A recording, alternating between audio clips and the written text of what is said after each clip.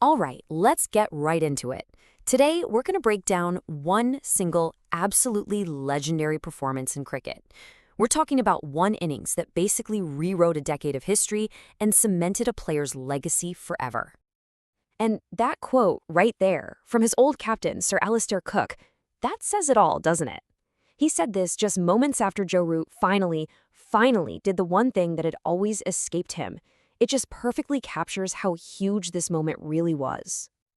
And that's the real puzzle here. I mean, for a guy with his talent, with records all over the globe, why was this one thing, in this one country, such a massive hurdle?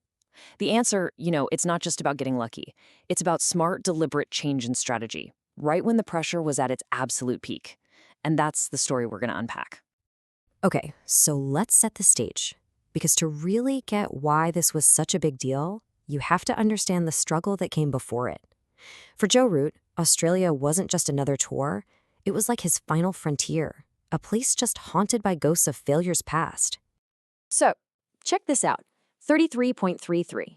Before this innings, that was Joe Root's batting average in Australia. To put that into perspective, it was the worst average he had in any country he played in more than a couple of times. It was this huge glaring hole in an otherwise incredible career. And the stats? Man, they really paint a picture. 30 innings, over more than 4,000 days. He'd get close.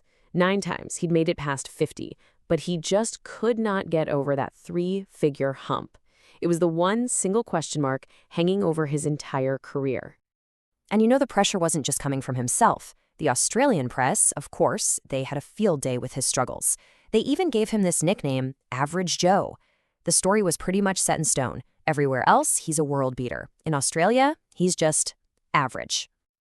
So you get the picture, right?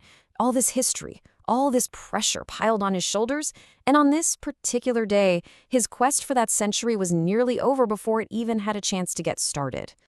So England comes out to bat, and under the Brisbane lights, with that pink ball swinging around, Mitchell Starc was just on another level. Absolutely lethal. Before you could even blink, 2 English wickets were gone for ducks. It was a total catastrophe. I mean, look at that scoreboard, 5 for 2. So Root has to walk out to the middle, and his team is in a full-blown crisis. You just got that feeling, that sinking feeling that, oh no, here we go again, the same old story of an English collapse down under. And then, before he could even get settled, he makes a mistake. A big one. He nicks the ball, and for a split second, his entire innings, maybe his last real shot at that Aussie 100, was completely in the hands of his biggest rivals. He was dropped by Steve Smith, of all people, one of the best fielders on the planet. He dives, gets a hand on it, and just can't hang on. A single moment, a drop of a ball, and everything, and I mean everything, was about to change. And this is where it gets really interesting, because he gets that lifeline, that second chance, and he doesn't just ride his luck. Now, he completely reboots his whole approach to finally beat the conditions that had given him so much trouble for so long. So how'd he do it? It wasn't magic. It was a clear, calculated plan. He knew what had been getting him out on previous tours, and he came in with a specific strategy to fight back against the Aussie bowlers and the unique bounce of their pitches. Okay, so this is brilliant. His first big change, that little delicate shot he plays behind point, it's his bread and butter everywhere else in the world. But in Australia, with the extra bounce, it was his kryptonite. It got him out a lot. So what did he do? He just stopped playing it. He put it away and played with incredible discipline straight down the ground. And the numbers here, they back it up. I mean, this is incredible. Look at that drop. He went from scoring almost a third of his runs in that danger zone to just 10% in the first part of his innings. That's not an accident. That is pure mental discipline. His second adjustment, well, it was all about being more aggressive, more proactive. And it comes down to this number, 1.87 meters. So what does that mean? It means he was getting way further forward, meeting the ball earlier than he pretty much ever had before in Australia. By doing that, he was cutting off any swing or movement before it had a chance to beat him. He was taking the fight to them, not waiting for it to happen. So, his new game plan is working like a charm. He's looking solid, he's building his score, but getting from good score to that century, oh man, that was an incredibly tense journey. The whole stadium was holding its breath. He survived 2 massive shouts for LBW that went to review. Then at 88, he plays and misses, and you can just see him yell at himself. The tension was unbearable.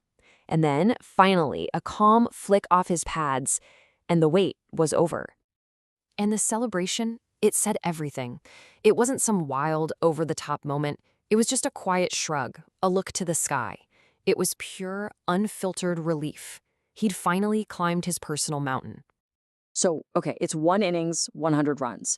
Why does it matter so much in the grand scheme of his career and in cricket history? Well, for one, just look at the numbers. This was his 40th Test 100. That put him just one behind an absolute Australian legend, Ricky Ponting, on the all-time list. He was now in the rarest of company. But it was about more than just stats. It was about earning that final, ultimate piece of respect. To hear his teammate Zak Crawley call it a flawless knock, that tells you everything. He'd finally, once and for all, silenced any and all doubt. In the end, this innings wasn't just about the runs on the board. It was about persistence. It was about brilliant adaptation under pressure. It was about conquering a demon that had haunted him for a decade. It answered the very last question about his greatness, leaving the history books to debate not if he's a legend, but just how high up on the list he really is.